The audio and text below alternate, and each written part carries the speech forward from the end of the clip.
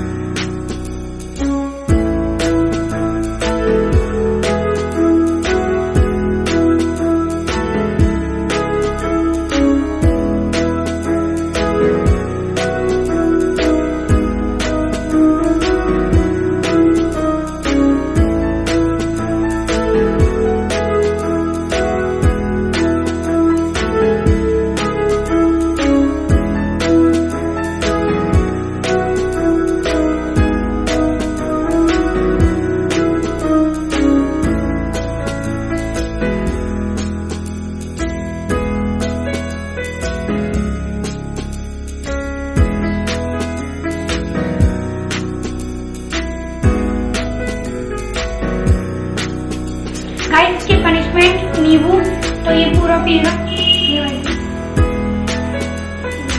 गिल्ली भी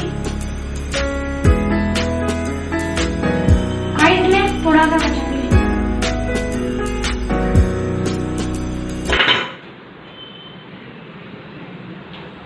खट्टा था बहुत था यार। और गाइस इसकी पनिशमेंट तक पूरी हो चुकी है और चलो इसने पूरा पी लिया। बस अगर ये वीडियो अच्छी लगी तो उसको लाइक करना है, सब्सक्राइब करना,